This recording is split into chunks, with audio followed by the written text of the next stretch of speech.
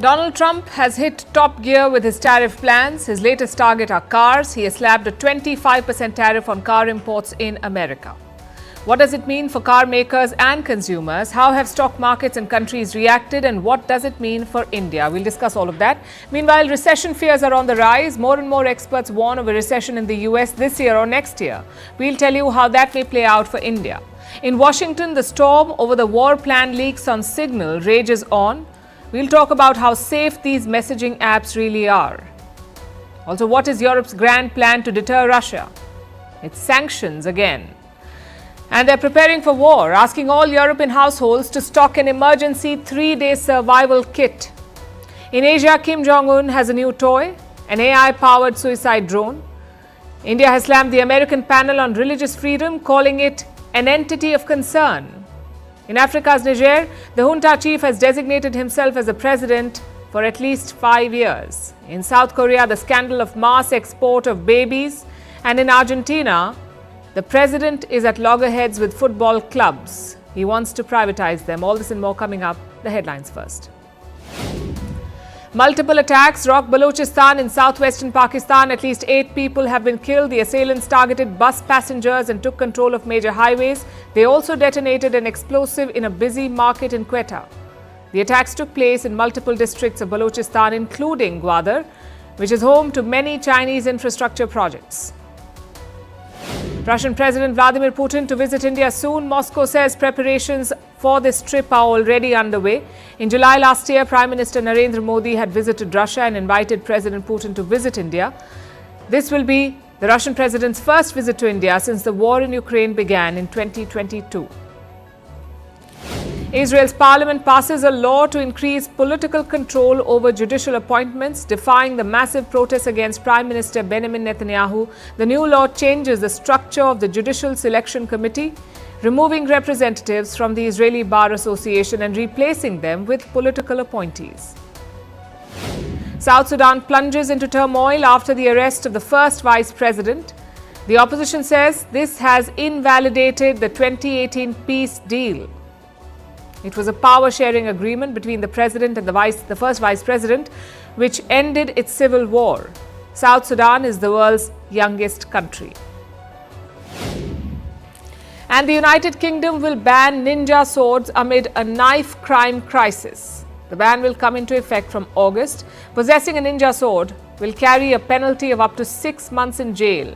Knife crimes in England and Wales have been steadily rising since 2011.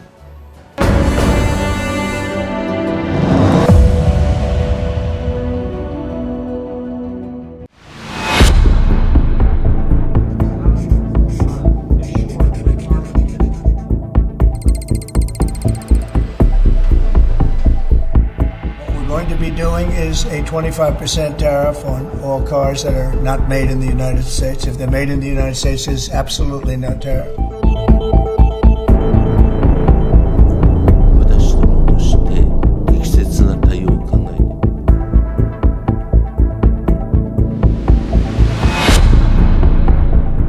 President Trump announced 25% tariffs against our auto industry. And this is a direct attack, to be clear.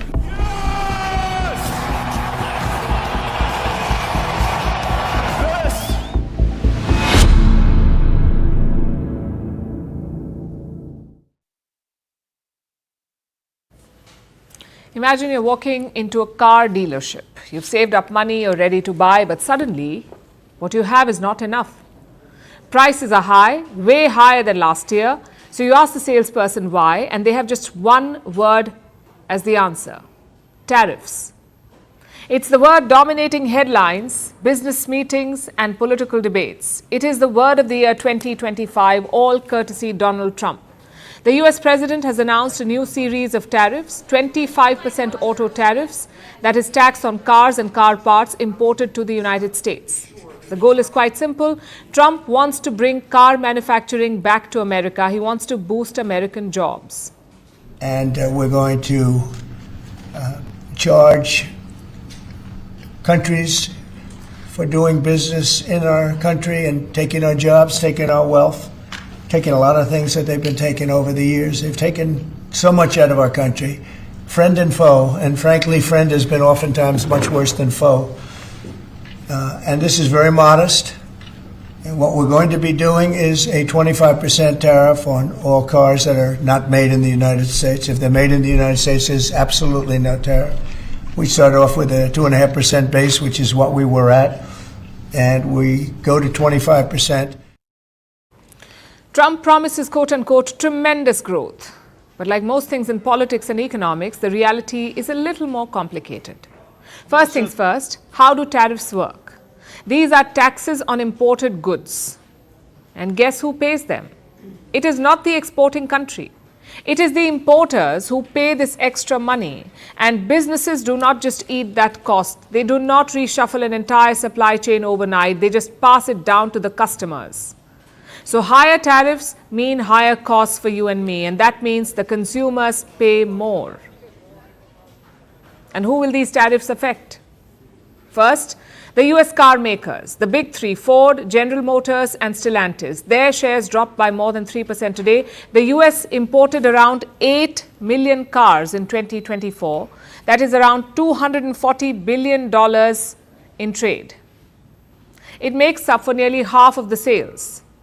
Most of these car makers rely heavily on international supply chains, especially in North America. They produce vehicles in Mexico and Canada, and those operations now face disruption. Factories might shut down temporarily, jobs could be lost, and production costs will spike. So that's the first affected party, the car makers. The second affected party are the American allies, the likes of Mexico, Canada, Japan, and the EU. Mexico is the top supplier of cars to the US, followed by South Korea, Japan, Canada, and Germany. So Trump's move has sparked a massive backlash. Canada has called it, and I'm quoting, a direct attack on the country. President Trump announced 25% tariffs against our auto industry. And this is a direct attack, to be clear, a direct attack on the very workers that I stood in front of, uniform workers I stood in front of this morning at the Ambassador Bridge. A bridge that is a symbol and a reality up until now of the tight ties between our two countries, ties of kinship, ties of commerce, ties that are in the process of being broken. Japan too is outraged. The government was quick to respond. It is contemplating reciprocal tariffs. Prime Minister Shigeru Ishiba says all options are on the table. We are one of the biggest investors in the United States. In fact, we are number one. When we consider this, is it right that all countries are treated the same? We have been making this point and will continue to do so. We must consider the appropriate response to this announcement. Naturally, all options are on the table. And the last party to face the brunt is the American consumer. This tariff money will come out of their wallet. Prices could rise by anywhere between $4,000 to $10,000 per vehicle, $4,000 to $10,000. So if you are eyeing a Japanese Toyota or a German BMW, be prepared to pay a premium. So these are the losers in Trump's trade war. What about the winners? Or maybe I should ask, are there any winners? Well, there could be one, and that is Tesla. It might actually come out on top here. Tesla builds most of its cars in the United States. Its factories are in California and Texas. That means it won't have to pay the new tariff on finished vehicles. Just look at the numbers from last year. The two best-selling electric vehicles in the US were Tesla's Model Y and Model 3. They were the best sellers. But this year, Tesla has been losing ground. Two other cars were racing ahead in sales: GM's new EV and Ford's Mustang Mach-E. Both of these cars are made in Mexico, so now they're going to cost more, which means Tesla will have an advantage again. And by a happy coincidence, the Tesla CEO is also Donald Trump's first buddy, Elon Musk. He was asked about this, about the advantage that his company now gets, and he said, with these new tariffs, Tesla won't be unscathed. For a change, he was not wrong. The company still imports some parts from abroad, which means the production costs will rise for them too, although not as dramatically as their competitors. So it is still a win for them. Which brings us to the question, what does all of this mean for India? Our auto exports to the United States are limited.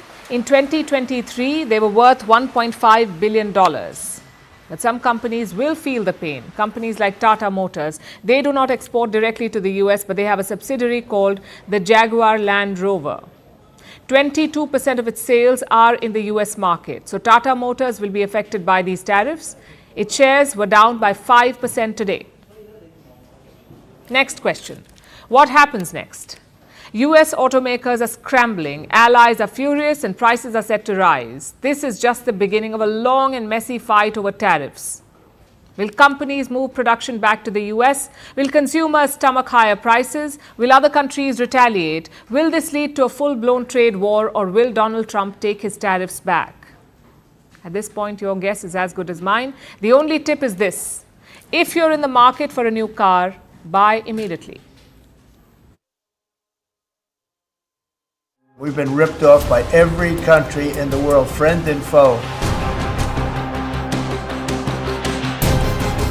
And I can do it the easy way or the hard way. The hard way to do it is exactly what I'm doing. I think this country is going to boom. And remember, Trump is always right.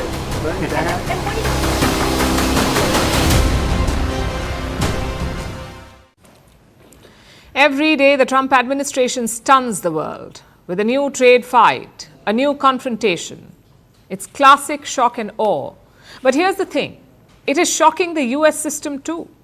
It is raising fears of a recession in America. A survey came out this month. It puts the chance of a recession at 36%. 2 months back, it was at 23%. So the risk has increased considerably. And this is not the only such assessment. Major banks have expressed concern, like Deutsche Bank. It says there is a 43% chance of recession in the next 12 months. 43% chance, Deutsche Bank. JP Morgan puts the odds at 40% if Trump imposes all the tariffs. And some experts are going even further. They say the possibility of a recession is as high as 60%, 60. Of course, Trump is playing down all of this. He says there will be no recession in the US. In fact, the president has become more vocal, more assertive about his denials. Last month, he gave an interview.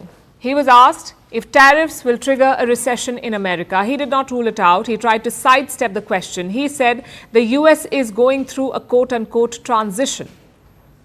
Now, this was a vague and evasive response, and it caused a stock market crash. US stocks plunged by over $1 trillion in just one day because of that remark. And after that, Trump's messaging changed. Your comments the other day not ruling out a potential recession seemed to rattle the stock markets. The Commerce Secretary said there wouldn't be one. Boom. Just so you know. Just specifically on the recession. Yeah. Do you think there will be a recession? I don't see it at all. I think this country is going to boom. Well, what's a recession? The presidency is a boom. And he remains bullish on tariffs. He insists that they will boost the economy and make Americans rich. Even though the economic data tells a different story, inflation is set to rise. The US Federal Reserve has raised its forecast. This is America's central bank. It's also called the Fed. It expects inflation to hit 2.8% this year. The earlier estimate was 2.5%. Now, for an economy of America's size, this shift from 2.5 to 2.8 is quite significant. You may have seen that goods inflation moved up pretty significantly in the first 2 months of the year. Trying to track that back to actual tariff increases, given what was tariffed and what was not, very, very challenging. Growth projections have also taken a hit. The Fed expects the US economy to grow at just 1.7%. If you ignore the pandemic years, this would be America's weakest performance since the year 2011. And that's not a good headline to have. Plus, business confidence is slipping. Recently, America's top CFOs took part in a survey. CFOs, as you would know, are chief financial officers. 60% of them are expecting a recession this year. Another 15% believe it could happen next year. So a majority of CFOs feel that a recession is coming. That is the broad sentiment in the United States. What about the rest of the world? A recession in America will have far-reaching consequences. It would send ripples across the global economy.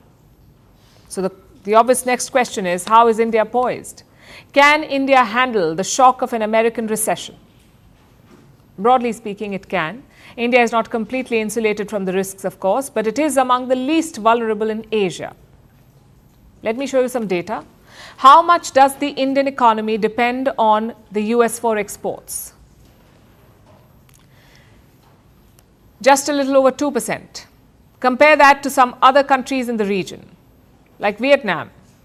25% of Vietnam's exports go to the US, so the risk for Vietnam is quite high. A recession in America could mean less business for exporters in Vietnam. Same with Taiwan, Thailand, and Malaysia. They're all more vulnerable. More than 10% of their exports go to the United States, so even the possibility of a recession is bad news for them. Comparatively, India is better off. And what about the Indian stock markets? If the US slows down, Indian markets will gain. That is the assessment of Bernstein. This is a wealth management company. It argues that the Indian economy is driven more by domestic factors. It does not depend on the behavior of US consumers. So largely, Indian stocks may rise. Some sectors may be hurt, like IT services and pharmaceuticals, because these are among India's biggest exports to the United States. But on the upside, they're working on a trade deal, India and the US, on a free trade pact that could insulate exports from Trump's erratic economic policies. Because remember, a trade war cuts both ways, and as of today, it is hurting Trump's America more.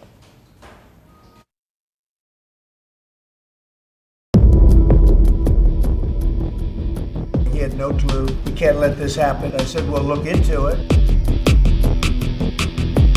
There was no classified information. Clearly classified information. Had this happened to me, I would have walked my resignation in immediately. The number one used device or app.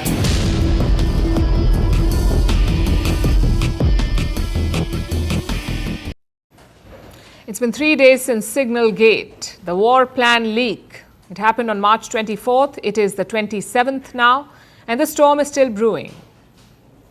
Donald Trump is trying his best to push it under the rug. The White House is doing everything, downplaying, deflecting, denying, but it's only growing bigger. We've been telling you about this. The Houthi war room chats on Signal. Trump's top officials discussed plans to bomb the Houthis in Yemen. This discussion was on a messaging app called Signal. A journalist was added to this group chat by mistake. His name is Jeffrey Goldberg. He read the complete war plans, then he exited the group and broke the story. He wrote an article in his magazine. So while bombs fell on the Houthis in Yemen, a firestorm erupted in Washington. Trump has been in damage control mode since then. The Democrats are demanding answers. Even some Republicans are raising eyebrows. Trump's team is giving contradictory statements. Marco Rubio and Tulsi Gabbard seem to be on the same page. They accept the mistake. But Pete Hegseth says otherwise. He insists that no classified information was shared. Have a look. Obviously, someone made a mistake. Someone made a big mistake and added a journalist. Nothing against journalists, but you ain't supposed to be on that thing. Nobody's texting war plans. Well, I noticed this morning, out came something that doesn't look like war plans. And as a matter of fact, they even changed the title to attack plans because they know it's not war plans. There's no units, no locations, no routes, no flight paths, no sources, no methods, no classified information. So Trump's Secretary of State admits that there was a mistake, but the Secretary of Defense says no war plans were leaked. Now this seems very confusing. This political storm also brings in focus a larger issue, that of messaging apps like Signal and WhatsApp. Are they safe? More importantly, should they be used for classified government communication? Let's start with the basics. WhatsApp is the most widely used messaging app in the world. It has more than 3 billion users. You heard that right, 3 billion. Then there is China's WeChat, followed by Russia's Telegram, and somewhere down the list is Signal. It has just 70 million users worldwide. But Signal has become the go-to app for the Trump administration, and the reason is quite simple. WhatsApp is owned by Meta, a private entity founded by billionaire Mark Zuckerberg. Trump and Zuckerberg have a history. Trump was once banned from Facebook and Instagram. This was over the Capitol Hill riots in 2021. Of course, now there's a thaw between the two sides, but a trust deficit remains. WeChat and Telegram are out of the question. They're owned by the Chinese and the Russians. So we're left with Signal. It is owned by a US-based non-profit. And American intelligence agencies rate Signal higher than WhatsApp. They say it has enhanced security features. But all these apps have one thing in common, and that is end-to-end encryption. You may have heard this term before. It is basically a security setting. It ensures safe transfer of digital messages. End-to-end encryption means only the sender and the receiver can read these messages. No third parties can access the chat. Third parties like your phone company or your internet provider, they cannot read your messages. It is encrypted or locked end-to-end. Seems like a safe way to communicate, right? But it's not as safe as they promise, because end-to-end encryption is not foolproof. Let me tell you why. The least secure way to communicate is through text messages. They can be intercepted and seen by any hacker. Encrypted messages on Signal and WhatsApp are slightly more safe. Even if they're intercepted, they cannot be read. But if your phone has already been hacked, your encrypted messages are compromised. Whether you're the sender or the receiver, if your phone is hacked, your messages can be read by the hacker. So just because Signal protects messages in transit does not mean it is fully secure. All that a hacker needs to do is compromise your phone. Because in today's digital world, there is a key for every lock. The messages can be decrypted using special software. And you may have heard of that too. I'm talking about Pegasus. Pegasus is a spyware. It was developed by an Israeli cyber arms company. Not only is it widely available, but it's also widely used. Both autocratic and democratic governments have been guilty of this. Pegasus has effectively surpassed firewalls. It can even hijack iPhones. So governments use it to snoop on threats. And Pegasus has compromised WhatsApp in the past.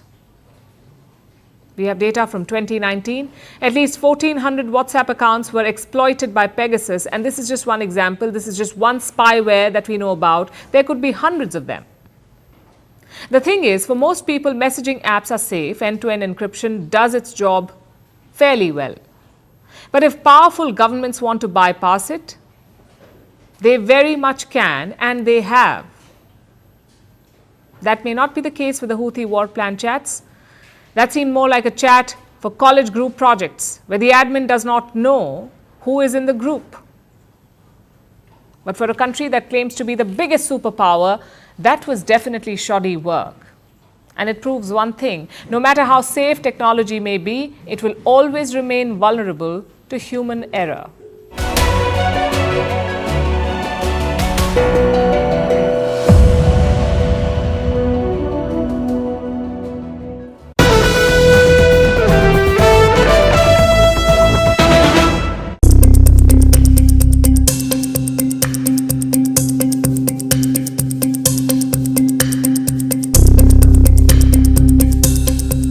Donald Trump says China could get a discount on tariffs if it agrees to a US takeover of TikTok. He floated the idea in comments Wednesday. Maybe I'll give them a little reduction in tariffs or something to get it done, because every point in tariff is worth more money than TikTok. TikTok parent firm ByteDance has an April 5th deadline to find a non-Chinese buyer for the short video app. Otherwise, it will face a US ban over national security concerns. That had been due to kick in just before Trump took office, but the new president delayed enforcement until April. With some 170 million users in the US, TikTok's fate is a big concern for many Americans. But getting Beijing's approval for any deal has always looked like a sticking point. Trump has repeatedly used tariffs as a bargaining chip, and has imposed a new 20% levy on Chinese exports since returning to power. Now he thinks China might find a discount offer tempting. Sounds like something I do. Vice President J.D. Vance has said he expects the general terms of an agreement to be in place by April 5th. There was no immediate comment on Trump's incentive offer from TikTok. Another round of tariffs from President Trump before the big one due on April the 2nd. Trump has announced now a 25% tariff on all car imports into the US that he said will go into effect on April the 2nd, and that he would begin to start charging the following day. These tariffs would be on top of the tariffs already in place and already announced. The US administration believes that this tax on automobiles will bring in at least $100 billion of new revenue every year, and Trump has said these taxes on automobiles will be permanent. To follow will be tax benefit offers to American buyers of cars built in the US. But this is not going to be a simple and straight tariff. A lot of the cars imported into the US come from Canada and Mexico, and these have components made in the US. And that, he said, will be proportionally factored into the 25% tariff. The tariffs will be reduced in proportion to the value of an imported car's American-built components. This opens up a nightmare world of certification and accounting. On the other hand, to add to this, the tariff will apply to non-American components of cars built in the US. This would then be a decision particularly hard to implement. It is not clear who will police this, who will carry out.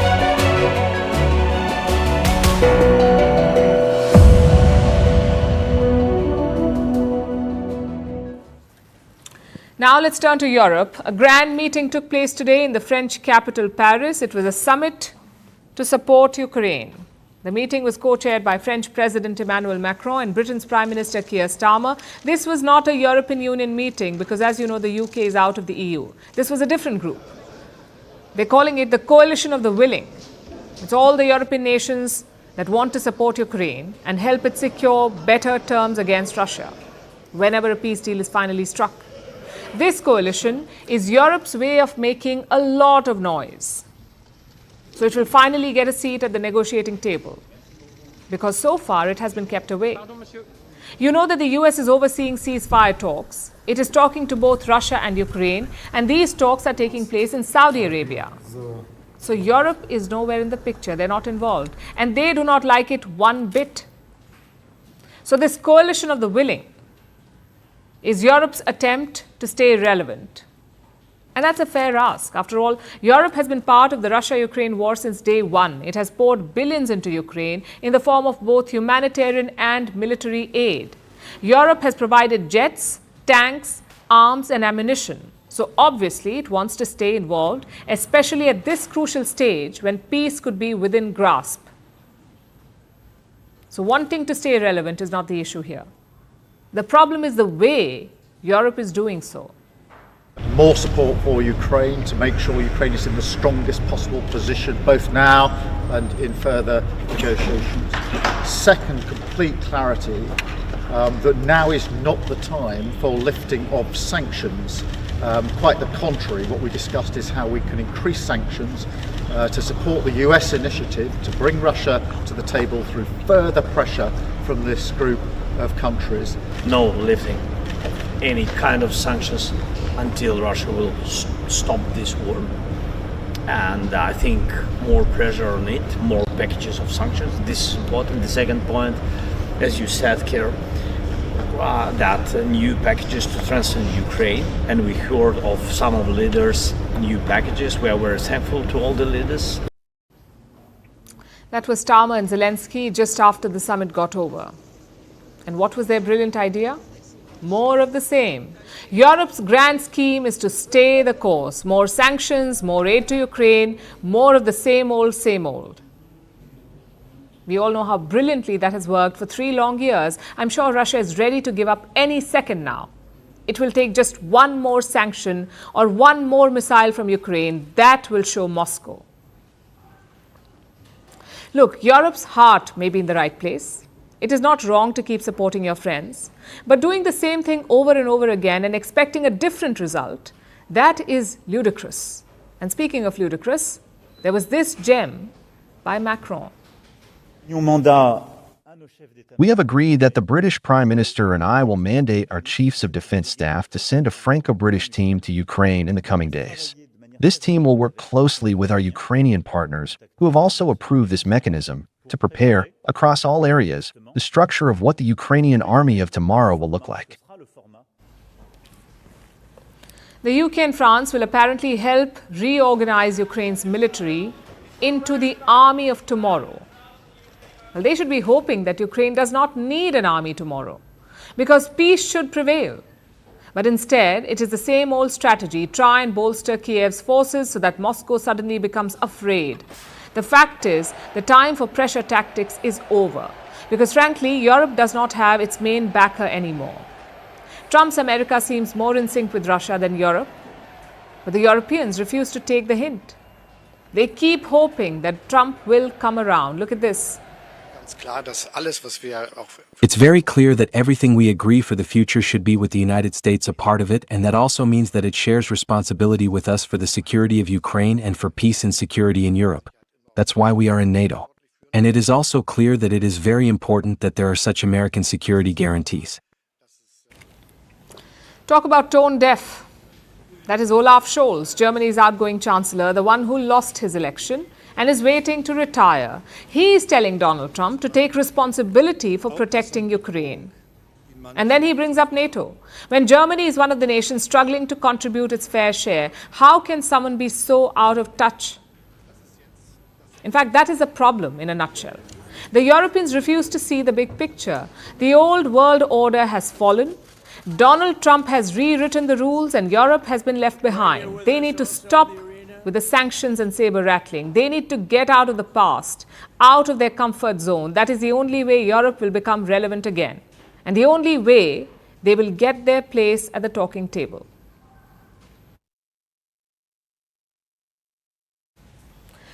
So Europe is getting ready for war and it wants its citizens to prepare too. Brussels has issued guidelines for all 450 million Europeans. 450 million people across all 27 member states. Every household has been asked to maintain a survival kit to stock up on things like bottled water, canned food, a torch and basic supplies like toilet paper. This stock should last for at least 3 days. That is the instruction. It is part of a new European strategy for preparedness. Today's threats facing Europe are more complex than ever, and they are all interconnected. The battlefields in our pockets, our phones, our computers, our power plants, our banks, our supply chains, our raw materials, and in the media, the social media we consumed every day. These are all battlefields, and they are being weaponized to threaten our European way of life and our democracies. And the EU has two ways of responding. We can stick our head in the sand and act like it isn't happening.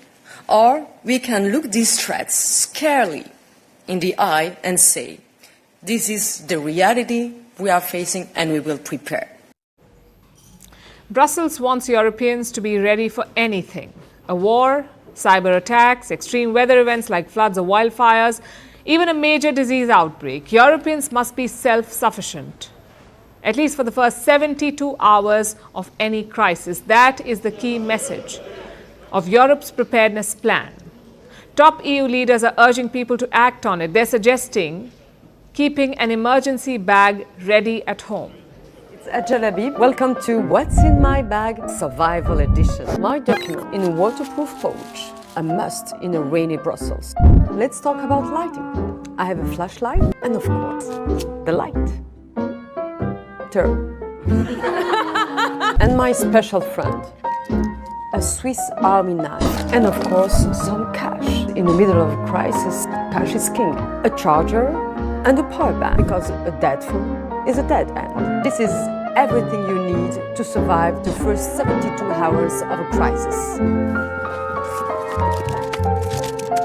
Speaking about being prepared, the EU is preparing its strategy to be sure that every citizen is safe in case of crisis. Be prepared, be safe. Believe me, that's a real video. Ajal Habib shared it on X. She is the European Commissioner for Preparedness and Crisis Management. She is the driving force behind this plan, and it does not stop at survival kits. In future, the EU wants to have a National Preparedness Day.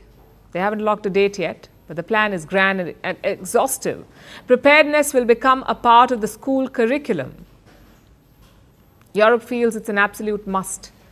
Although most people would consider these measures extreme. They're asking 450 million people to keep emergency kits at home with stockpiles of canned food and toilet paper. Is Europe really heading into a war, or is this just fear-mongering? The trigger, of course, is the situation in Ukraine. Europe increasingly feels that it is at risk, that the threat of a conflict is higher. Different member countries are working on their own plans too, like France. This summer, all French citizens will get a manual, a survival manual, outlining clear and detailed steps, like what to do if a war or any major crisis breaks out. In fact, Belgium already has a website for its citizens. It has a list of items, things that every household should keep in an emergency pack. Germany and Poland have gone a step further. They have asked families to upgrade cellars, garages, or storerooms as bunkers. Homes in Poland are already doing this. One EU leader compared this to accident insurance. Listen to what they said. You want to be prepared and you want to minimize the damage, the costs, the suffering that you might go through. They make it sound rather so normal, but it's anything but normal. Stockpiling of critical supplies and turning basements into bunkers is not normal. People do this when a war looms. Governments are supposed to protect their people to keep them safe from harm. Instead, the EU is handing out an instruction manual with doomsday predictions, telling Europeans how to survive on their own for 72 hours when crisis hits. This is not insurance. This is leaving people to fend for themselves. The fact is, Europe's security landscape has changed. For decades, the bloc relied on American protection, but now that guarantee is fading. US President Donald Trump has issued repeated warnings. He does not want to pay for Europe's security, and Brussels was not prepared for this. Without the United States, Europe lacks a credible deterrent. The only solution is to raise defense spending well beyond 2% of their GDP. That is what NATO prescribes for its members. 2% of the GDP should be spent on defense. A lot of members don't meet this figure, but now they're pulling up their socks. Sweden, for example, it wants to raise defense spending significantly to as high as 3.5% of its GDP. This is a welcome step, but it must be taken by the whole bloc. Europe needs stronger defenses, not safety manuals.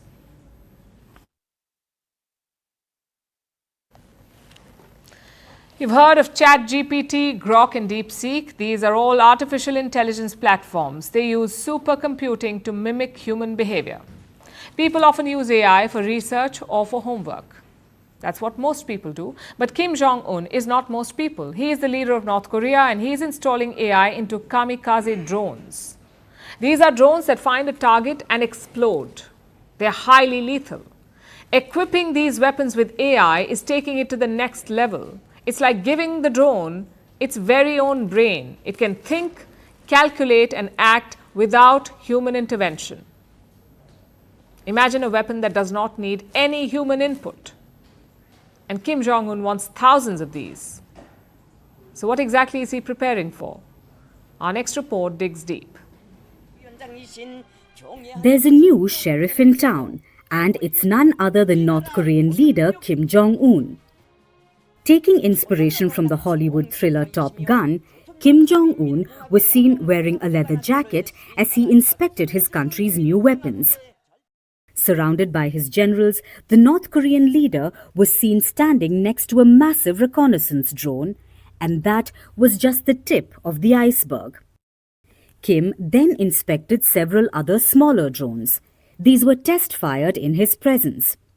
The attack drones were seen hitting their targets. Then Kim Jong-un made some big announcements. He said that all new drones will be powered by artificial intelligence and that thousands of AI-powered kamikaze drones would be made. We all know that the use of AI has become rampant, from children using it for school projects to grandmas using it to learn new recipes. AI has made its place in almost all sections of society, even the military. The US, Russia, and China are already using this technology for their weapon systems. and Kim Jong-un doesn't want to be left behind. So what exactly are these AI-powered suicide drones, and how are they different from normal ones? Largely, all suicide drones are controlled by humans. Operators launch the drone and then guide them to their target using cameras or lasers. But that will change with AI. It's like giving the attack drone its very own brain. After it's launched, it can gather data on its own, recalculate its flight path, and act without any human intervention. It's the ultimate fire-and-forget weapon. This means it won't be vulnerable to electronic jamming because there's no electrical feed guiding it, and this will give them a much higher success rate. So AI is going to make suicide drones extremely lethal, which is why Kim Jong-un wants them. But that's not all that North Korea revealed. A new airborne early warning aircraft was also brought out from under the covers. It will be used to track any incoming aerial threats. However, military experts say it's a Russian copy, or could even be a Russian plane that's been repainted as a North Korean one. South Korea's military has already called out North Korea's propaganda. If you see it, you will know that it appears to be quite dull, heavy, and vulnerable to interception. We believe that the internal devices and components may have connections to Russia, and the model itself is an upgraded version of the one that North Korea previously owned. Relations between Russia and North Korea go back to the 1950s, but the two nations have upgraded their ties recently. Russian President Vladimir Putin calls Kim Jong-un his trusted friend. The two even signed a strategic defense agreement last year. The two countries have pledged to defend each other in case of a war. Reportedly, Pyongyang has already sent 11,000 troops to fight in Ukraine, and now Kim Jong-un has sent an additional 3,000. Seoul believes the North Korean troops are gaining vital combat experience, which is increasing tensions in the Korean peninsula. With the new AI-powered suicide drones and battle-hardened soldiers, it looks like Kim Jong-un is sticking to his guns and readying for war.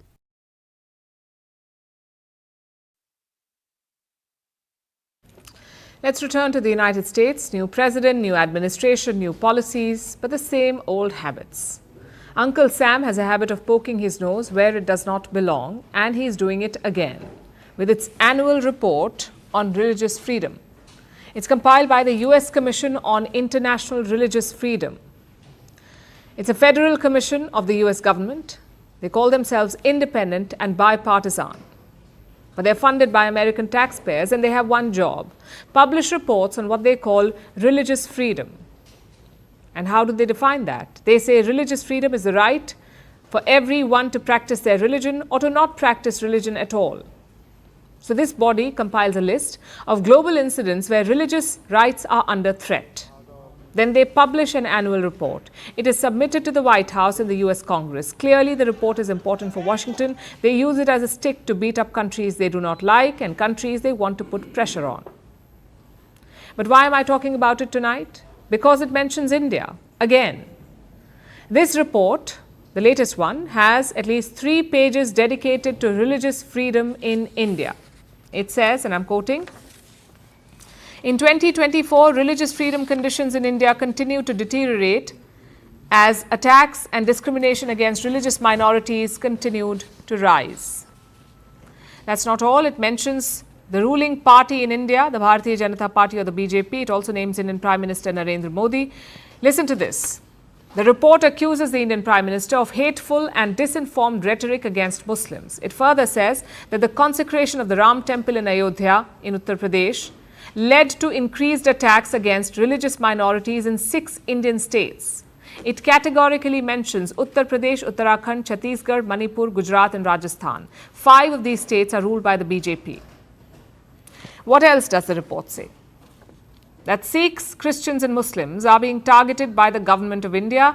And then the report has 3 recommendations for the Trump administration. First, sanction the Research and Analysis Wing, or RAW, that is India's spy agency. The US panel says RAW is targeting minorities abroad, particularly the Sikh community. That's number one. Recommendation number 2, review the sale of weapons to India. Halt the sale of the MQ-9 Reaper drones. New Delhi is buying 31 of these drones for its eastern borders. The US body wants to halt this deal. Do you know why? Because it feels that these drones will be used to persecute religious minorities. It makes no sense. Using drones to persecute minorities? And finally, recommendation number 3, designate India as a country of particular concern. This designation is given by the US to countries like China, Pakistan and Iran. The report says, club India with them. New Delhi has, of course, rejected all of this, calling it, and I'm quoting, a biased and politically motivated assessment. The official statement from India says, and I'm quoting, the USCIRF's persistent attempts to misrepresent isolated incidents and cast aspersions on India's vibrant multicultural society reflect a deliberate agenda rather than a genuine concern for religious freedom. Such efforts to undermine India's standing as a beacon of democracy and tolerance will not succeed. In fact, it is the USCIRF that should be designated as an entity of concern. New Delhi is spelling the obvious. The report is utterly biased. It is a poor hit job attempt backed by Washington, and it must be called out with some facts. This is data from 2024. 3,268 hate crimes were reported in the US in 1 year. Anti-Muslim hate crimes increased by 18% in 28 cities. Anti-Semitism was up by 11% in 35 cities. And anti-Asian slurs rose significantly. Clearly, minorities are not safe in the US, and this is just the hate crime data. We are not even counting the mass shootings. There were more than 500 mass shootings in 2024, so no one is safe in America, but they want to lecture others. The thing is, Washington is free to publish such reports, but they should start with the US, with the plight of minorities in their own country, because if the US saw what is going on in the US, they would invade themselves to free the US from the US. Since 9/11, Muslims in America have endured heightened surveillance, profiling and hate crimes. The Council on American Islamic Relations documented more than 8,000 complaints from Muslims in 2023 alone. These range from employment discrimination to outright violence at mosques. Then there's the rise in anti-Semitism. It saw a 140% surge in 2023 compared to the previous year, with synagogues vandalized and worshippers harassed. But Washington's reports do not talk about any of this. What it does right now is just sanctimonious posturing and wielding a calculated political tool.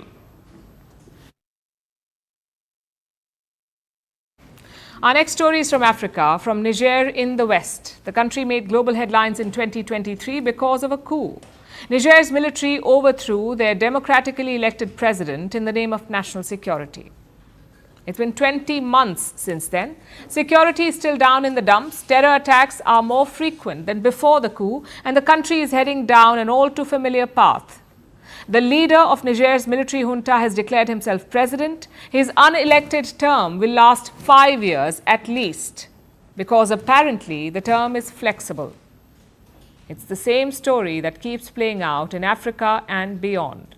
Here's our report. These are scenes from Niger in July 2023. The military was orchestrating a coup. They were detaining the democratically elected president, Mohamed Bazoum. The people on the streets were thrilled. They were angry at their government for failing to put an end to terrorist attacks in the country, and for allegedly being pawns of France, Niger's former colonial overlord.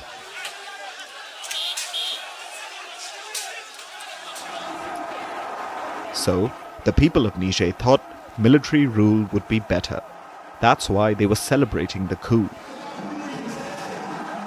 Niger's military is certainly no pawn of the French. That part seemingly held true. But on the terror front, the junta has proved to be worse than the old Bazoum government. terrorism has been on the rise, which was to be expected, because the junta got rid of a coalition of Western forces, anti-terror forces led by the French and the Americans. The move was great for optics. It helped to reinforce the anti-colonial narrative, but fewer boots on the ground was bound to help terrorism thrive. It seems this was the price the people of Niger had to pay, to be free of French and Western soldiers in their backyard. Niger's military junta has been hyping this up, appealing to nationalist pride and finding excuses for their abject failure to deal with terror. They keep blaming everyone else for their failures: France, the US, even other West African countries, members of the regional grouping ECOWAS. Niger's junta says that all these external forces are working to undermine them. Simultaneously, the junta keeps expanding its own power. They made a fresh power grab yesterday.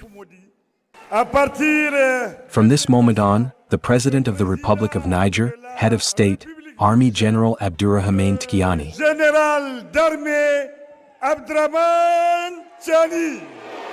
The junta chief, Abdurrahman Tiani, was officially declared the president of Niger. The coup leader is now an unelected president, and he will remain so for 5 years. At least, that's what they're saying right now, because this unelected presidential term is apparently flexible. The duration of the transition period is set at 60 months from the date of its promulgation. This duration is flexible depending on the country's security situation, the burden of the reform, and the agenda of the Confederation of Sahel States. The junta chief's term depends on a number of factors, including what happens in the neighboring countries Mali and Burkina Faso. All three nations, Niger, Mali and Burkina Faso, are ruled by military juntas, and their juntas have banded together into a group called the Confederation of Sahel States. They all seem to be following the same playbook too. First, they orchestrate coups, and then they promise to return their countries to democracy within a short transition period. Niger's junta chief did this too, back in August 2023. Within this framework, the stakeholders who will be invited will set about formulating concrete proposals within 30 days, leading to 1. Define the fundamental principles that should govern our transition. 2. Define the priority of the transition, which should last no longer than a few months. But somehow, the junta leaders never follow through. They all find excuses to extend the time frame. And the junta leaders somehow all get sworn in as president. It's the exact same playbook, all over West Africa, and the world in general. In Myanmar, the junta took control in 2021. They have been clinging to power there since then. They keep postponing elections too. It's the same story almost every time a military takes control via a coup. So Niger's case is not unique. It's just the latest example of what happens when you let a military dictatorship take root.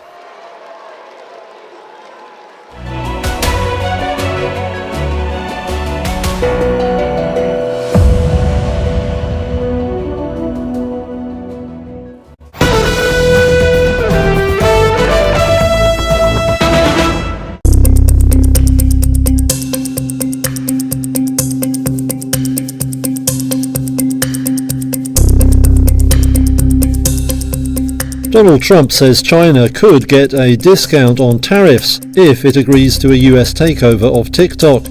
He floated the idea in comments Wednesday. Maybe I'll give them a little reduction in tariffs or something to get it done, because every point in tariff is worth more money than TikTok. TikTok parent firm ByteDance has an April 5th deadline to find a non-Chinese buyer for the short video app. Otherwise, it will face a US ban over national security concerns. That had been due to kick in just before Trump took office, but the new president delayed enforcement until April. With some 170 million users in the US, TikTok's fate is a big concern for many Americans. But getting Beijing's approval for any deal has always looked like a sticking point. Trump has repeatedly used tariffs as a bargaining chip and has imposed a new 20% levy on Chinese exports since returning to power. Now he thinks China might find a discount offer tempting. Sounds like something I do. Vice President J.D. Vance has said he expects the general terms of an agreement to be in place by April 5th. There was no immediate comment on Trump's incentive offer from TikTok. Another round of tariffs from President Trump before the big one due on April the 2nd. Trump has announced now a 25% tariff on all car imports into the US that he said will go into effect on April the 2nd and that he would begin to start charging the following day. These tariffs would be on top of the tariffs already in place and already announced. The US administration believes that this tax on automobiles will bring in at least $100 billion of new revenue every year, and Trump has said these taxes on automobiles will be permanent. To follow will be tax benefit offers to American buyers of cars built in the US. But this is not going to be a simple and straight tariff. A lot of the cars imported into the US come from Canada and Mexico, and these have components made in the US, and that he said will be proportionally factored into the 25% tariff. The tariffs will be reduced in proportion to the value of an imported car's American built components. This opens up a nightmare world of certification and accounting. On the other hand, to add to this, the tariff will apply to non-American components of cars built in the US. This would then be a decision particularly hard to implement. It is not clear who will police this, who will carry out inspection and certification of every car or even every lot of cars along these lines, and what the cost of all this would add up to. The automakers most severely hit will be from Mexico, where the US imported about 3 million cars last year worth about $78.5 billion. Then Japan and South Korea with about 1.5 million cars each sent to the US, Canada with 1 million, Germany with 500,000, and as expected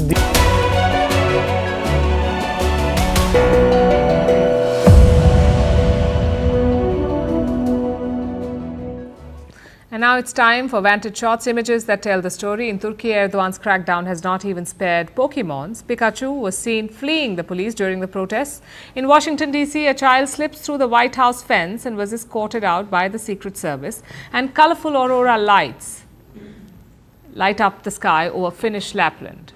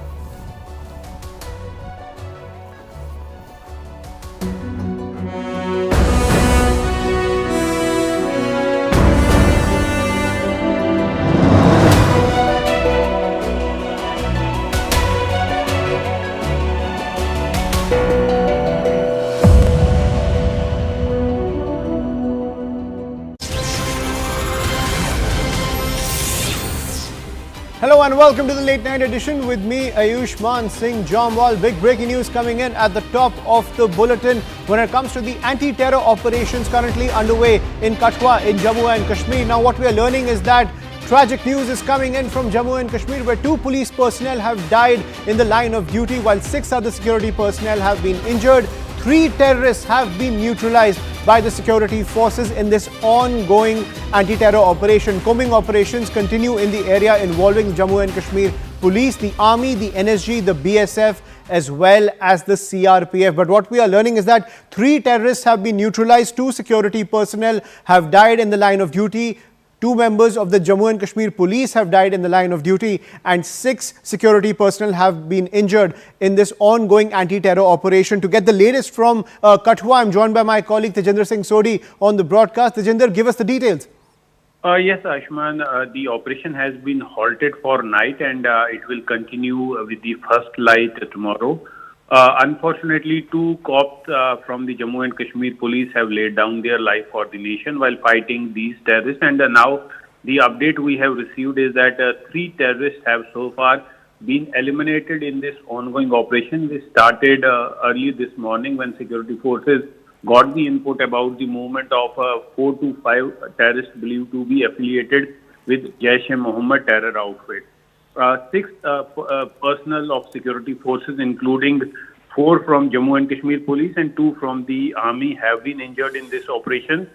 2 cops from Jammu and Kashmir Police are stated to be critical among those who have been injured.